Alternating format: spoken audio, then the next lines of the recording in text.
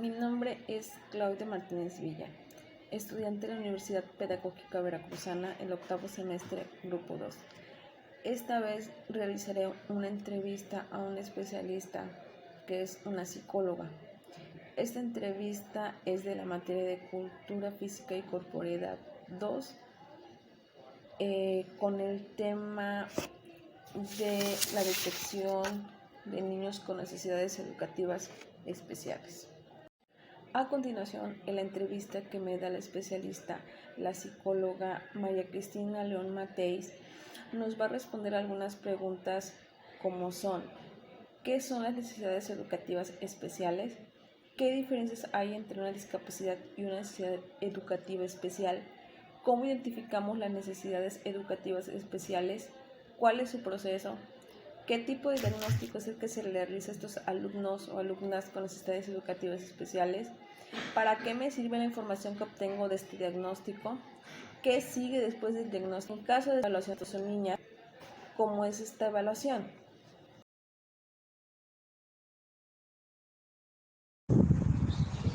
Las necesidades educativas especiales son las dificultades o discapacidades que interfieren en el proceso de aprendizaje de un alumno que hacen que sea más complejo o que la mayoría de los niños sea diferente en comparación con su edad.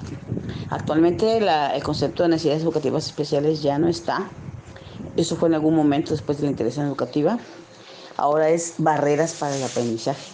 Este concepto de necesidades educativas especiales ya está obsoleto, ¿sí? Pero bueno, te voy a responder porque bueno, es la pregunta que me estás haciendo. La diferencia entre una discapacidad y una necesidad educativa especial, aquí, bueno, una discapacidad es cuando es debido a una deficiencia, cuando hay una pérdida o anormalidad de alguna estructura o función psicológica, fisiológica o de alguna manera anatómica. Hay cierta restricción o ausencia de ciertas capacidades necesarias, pues para que el niño haga alguna actividad dentro de lo que se considera la norma, ¿no? Lo estándar. Entonces, la diferencia entre las necesidades educativas especiales y la discapacidad no depende del entorno donde se desarrolla el alumno, ¿sí? Aquel niño que presenta una discapacidad no necesariamente tiene una necesidad educativa especial, porque de alguna manera sus limitaciones pueden acceder a su aprendizaje o conocimiento. Un ejemplo, si hay un niño que tiene una discapacidad motora, que no camina, entonces puede ser que no camine, pero sus habilidades cognitivas y demás, su desarrollo social, cognitivo y demás está muy bien. Entonces, no necesariamente tiene una necesidad educativa especial porque, bueno, el niño se desenvuelve adecuadamente. Entonces, esa es la diferencia. Pero vuelvo a lo mismo, son conceptos que ya no se manejan actualmente como necesidad educativa especial. Mencionas también cómo se identifican las necesidades educativas especiales y cuál es el proceso. Las necesidades educativas especiales se refieren a la dificultad que tiene un niño para acceder de alguna manera al aprendizaje y que requieren de una ayuda de algún profesional. Aquí menciona que, bueno, de alguna manera puede haber el niño tener algún problema como psicomotor, alguna deficiencia intelectual, es decir, alguna discapacidad intelectual, algún trastorno del lenguaje, no problema de lenguaje, sino trastorno del lenguaje como trastorno de comunicación, TDAH o algún otro tipo de condición, ¿sí? Entonces, este proceso para detectarlas es, bueno, ver que los niños dentro de un ámbito escolar se desenvuelven y vemos que hay ciertos comportamientos inusuales o, bueno, el niño no accede a aprendizajes tan fácilmente, entonces vemos que hay una dificultad que tiene el niño para acceder al aprendizaje, ¿no? Entonces, ahí es donde se requiere el apoyo de un profesional específico para esa necesidad que tiene el niño, ¿sí? Entonces, dentro de esto, el tipo de diagnóstico que se le realiza a estos tipos de alumnos con necesidades educativas especiales, vuelvo a lo mismo, me estás hablando de necesidades educativas especiales, no, es niños que enfrentan alguna barrera para su aprendizaje.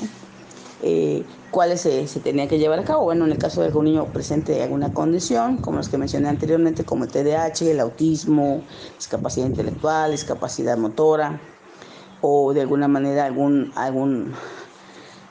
problema de conducta muy severo, y entre otras cosas, hay muchas discapacidades y condiciones que el niño presenta. Entonces, para algunos, el proceso que se lleva para estos niños, el tipo de diagnóstico es, bueno, se aplican pruebas que de alguna manera se confirman si presentan alguna alguna condición. Por ejemplo, se aplican algunas pruebas como es el MCHAT, el IDEA, que son o inventario de espectro autista, que son, por ejemplo, para detectar y determinar que un niño presenta autismo. Para el TDAH se aplican las escalas de Conners u otro tipo de pruebas como las de Miranda. Entonces, son pruebas que nos ayudan a tener un mejor diagnóstico y bueno, va de la mano con entrevista para saber cómo se encuentran el niño en los aspectos pre, peri y postnatales, algunos datos significativos de su desarrollo que determinan en algún niño esa barrera que tiene para el aprendizaje o, como tú lo estás manejando aquí, necesidades educativas especiales. ¿Sí? Después de esto, toda esta información que tengo, ¿para qué me sirve para ese diagnóstico? Bueno, porque tengo unos aspectos de su desarrollo del niño, tenemos la observación que tenemos en grupo, la observación de su maestra, que es muy importante, y vemos que todo coincide. Entonces eso nos hace determinar el niño la condición que tenga, algún tipo de discapacidad o las barreras que enfrentan para su aprendizaje. ¿Sí? Entonces, toda esta información nos sirve para concretar y determinar lo que el niño presenta. Después de tener el diagnóstico, ¿qué vamos a hacer? Es necesario hacer una evaluación psicopedagógica. De hecho, parte desde que la maestra lo canaliza es un proceso que es evaluación psicopedagógica. Dentro de ese proceso se da todo lo que acabo de mencionarte sobre lo que es el diagnóstico y demás. Entonces, después de que se hace el diagnóstico, está dentro del proceso de evaluación psicopedagógica.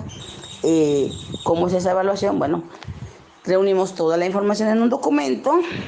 Entonces, ahí es donde se toman los aspectos de desarrollo del niño, su contexto familiar, su contexto escolar y su condición individual. ¿Por qué? Porque, bueno, muchas veces la familia son determinantes, es una barrera muy grande para que el niño se desenvuelva. Otras veces la carencia de... En el siguiente apartado de preguntas, la psicóloga nos menciona qué papel es el que juegan los padres, que es un papel muy importante. También nos menciona qué se puede hacer para resolver los problemas de estos alumnos, a dónde acudir y con quién acudir. También nos hace referencia de ella como especialista, las orientaciones, las intervenciones que ella hace con esos alumnos. El papel que juegan los padres en la familia, de padres de familia en el alumno, es determinante. Si estos aceptan a su hijo como lo que es su hijo, no si es autista, si tiene TDAH, si tiene trastorno de comunicación, no. Principalmente que lo acepten como hijo, ¿sí? Lo demás es secundario. ¿Por qué? Porque al ver a su hijo como parte de ellos mismos, le dan las facilidades para poder aprender. No existe una sobreprotección, no existe una desatención, no existe una indiferencia, al contrario, existe un compromiso para llevar a cabo todas las estrategias que se le brinden para que trabaje con el pequeño. Porque así como se trabaja con las maestras, se trabaja con los papás, de acuerdo a la condición que presenten estos pequeños. Si se les da una asesoría para que tengan los referentes, porque muchas veces no trabajan con el niño adecuadamente porque no conocen, porque no es su perfil. Entonces eso es lo que de alguna manera les es una barrera pues para su aprendizaje. ¿Y cómo se pueden resolver? ¿A dónde acudir? ¿Con quién? Los servicios de apoyo de educación especial estamos en las escuelas. El asunto aquí es que muchas escuelas a veces no lo quieren porque dicen que es trabajo de más. Sin embargo, no es así, porque si te dan elementos para poder trabajar con algún niño que presenta alguna condición, pues eso te va a facilitar tu práctica docente, definitivamente. En el siguiente apartado, la psicóloga María Cristina nos hace mención del examen psicopedagógico y nos da un ejemplo de este examen y de cómo se realiza. La evaluación psicopedagógica, ¿cómo es? Pues ya lo reiteré, es reunir toda esta información en un documento donde se incorpora los resultados de la entrevista para saber cómo nació el niño, cómo se encuentra y demás. La observación en el aula para ver, bueno, cómo está el trabajo con la maestra. Y bueno, su condición individual, porque bueno, puede ser que se trabaje con la maestra y con los papás y el niño no responda, bueno, porque el niño tiene una condición individual, ¿no? Su condición individual, ¿cuál es esta? Una discapacidad. Entonces esta evaluación se realiza de esta forma, o sea, tener toda la información y entonces hacer los ajustes razonables que la maestra implemente su planeación para que dé respuesta a los requerimientos del niño para su aprendizaje, ¿sí? Entonces, es una parte importante el contexto escolar y familiar, por supuesto que es muy importante, porque si la familia apoya al niño, pues les da todas las herramientas para seguir adelante. Si la maestra adecua algunos aspectos de su planeación para que el niño pueda trabajar, pues el niño tiene más libertad y podemos ver las áreas de oportunidad que tiene el niño para plantear actividades que le ayuden al niño a tener mejores condiciones de su aprendizaje. ¿Cómo es esto? Un ejemplo, en el caso de los niños con autismo se manejan ciertas metodologías, como es el MChat o el Sunrise, para que sí ellos lleven a cabo una serie de actividades como rutina, porque tomamos en cuenta las características de esa condición. Lo que hacemos es, dentro de la evaluación psicopedagógica, si hace al niño, se incluye a las maestras, porque les damos asesoría sobre la condición que este niño presente, o como ahí mencionan, las necesidades educativas especiales que presenta el niño. Entonces la maestra tiene herramientas para poder saber qué va a hacer con este pequeño, no de manera individual, sino como parte de un grupo. En el siguiente apartado de preguntas, la psicóloga nos menciona qué papel es el que juegan los padres, que es un papel muy importante. También nos menciona qué se puede hacer para resolver los problemas de estos alumnos, a dónde acudir y con quién acudir. También nos hace referencia de ella como especialista, las orientaciones, las intervenciones que ella hace con esos alumnos. Yo doy orientaciones, como lo mencioné a lo largo de esta entrevista. Según mi experiencia, lo que he hecho es pues dar orientaciones en diferentes niveles, nivel 1, nivel 2, nivel 3 y 4. ¿Cuáles son estos? El nivel 1 prestamos a plática a toda la comunidad escolar de acuerdo al programa de mejora que tiene la escuela. Entonces ahí se planean algunas actividades de acuerdo a la necesidad de la comunidad escolar, se dan pláticas al respecto, se da asesoría a las maestras, como estaba mencionando, y a los padres sobre las características principales que se dan en estos pequeños para que ellos tengan las herramientas necesarias, la metodología necesaria para trabajar, que no es paralela, es dentro del mismo grupo. ¿Sí? Mi desafío, ¿cuál ha sido mi desafío más relevante en esta sociedad?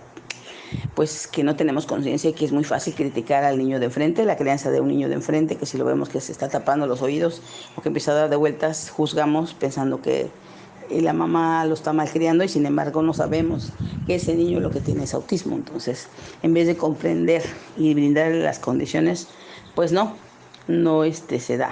Entonces, para mí siempre ha sido un desafío día con día porque hay padres que tienen una cultura inclusiva, pero hay padres que no. Y eso ha hecho que de alguna manera sea una barrera muy grande. O bien me encuentre con maestras que son muy, muy comprometidas y maestras que no lo son. Y eso, bueno, es una barrera muy grande para el niño porque si no quiere, si se aboca nada más a planes y programas homogéneos, si una planeación finalmente homogénea que no toma en cuenta los estilos de aprendizaje de los niños, las diferentes maneras de cómo se desenvuelven, pues no, eso de alguna manera es un problema. Para mí es un desafío muy grande porque eso en lo pequeño. Y si no vamos a lo más grande, bueno, una sociedad no está preparada a veces para las discapacidades o para niños que presentan alguna condición. Porque si te sales a la calle te das cuenta que hay rampas inadecuadas porque las están trazando y adelante hay un poste, ¿sí? Que los semáforos están pequeños y no tienen los requerimientos para un niño con discapacidad auditiva o un niño con discapacidad visual. ¿Sí? No se piensa en relación a las condiciones de las personas. ¿Sí? Entonces no puede ser que los niños con discapacidad cambien. La sociedad debe cambiar en torno a esos pequeños. Ahí el desafío más grande, crear, fomentar y fortalecer las culturas inclusivas. En otro apartado de las preguntas, la psicóloga nos responde cómo la educación puede apoyar en el aprendizaje de sus alumnos. Y por último nos responde cuáles son las barreras para la educación inclusiva. Pues cómo puede apoyar la educación especial en el aprendizaje de estos alumnos. No es paralelo, es un trabajo conjunto, es un trabajo colaborativo con los maestros regulares. Yo creo que eso también es uno de los desafíos, el que muchas maestras lo toman como que el niño de CAPEP, el niño de USAER. No, es el niño de la escuela, es nuestro niño, de todos tenemos que trabajar desde nuestro ámbito. Entonces, ¿cómo se le puede ayudar? fomentando las culturas inclusivas, fomentando las prácticas inclusivas, para que así el niño tenga todas las condiciones de poder trabajar. Y dentro de las barreras, ¿cuáles son las barreras para la educación inclusiva? Las que te acabo de mencionar. Principalmente las barreras, lo que es la cultura inclusiva, sí, el que haya una cultura de saber no criticar, no una doble moral, no señalar, sino contribuir, sensibilizarse, concientizarse de que hay niños que no necesitan. Dar paso a la discapacidad, incluirnos a todos porque todos somos diferentes, no discriminar. Incluir significa aceptar a la persona como es. Aquí estamos hablando de educación inclusiva, pero no significa de que solamente aprendan, sino que en una escuela no, aprendan en la vida. Tienen que dejar de discriminar a cualquier persona por su raza, por su color, por su preferencia, por sus aprendizajes. Esa es una principal barrera, esa falta de cultura, esa falta de práctica, porque hay maestros que, mis respetos, están al día y si no saben lo investigan, si no preguntan y le dan a los niños condiciones extraordinarias para poder trabajar. Pero hay maestros que no, siguen con planes y programas homogéneos, una planeación estandarizada, sin tomar en cuenta los intereses de cada uno de mis niños, sus estilos de aprendizaje y demás. Entonces, una práctica inclusiva es una barrera muy grande, que eso no ayuda en nada, ¿sí? Las prácticas, las cultura y lo último, las políticas inclusivas. Porque se dice que debemos de ser un país inclusivo, tenemos que manejar cierta norma para alcanzar los estándares, pero no es cierto. No es cierto porque lo vemos cada vez que hace una reforma. Lo vemos en este momento. Me estás manejando necesidades educativas especiales, un término que ya pasó, que ya se reformó. ¿Por qué? Porque al niño no se le segrega, se le incluye, y la palabra inclusión eso implica inclusión, incluir en un niño en su contexto regular, no se segrega. Y los que trabajamos para educación especial no trabajamos paralelos a las personas que tienen un trabajo como maestros regulares. Entonces yo creo que esas son las principales barreras y parte del desafío que tenemos día a día. Gracias, mi nombre es María Cristina León Matei, soy psicóloga.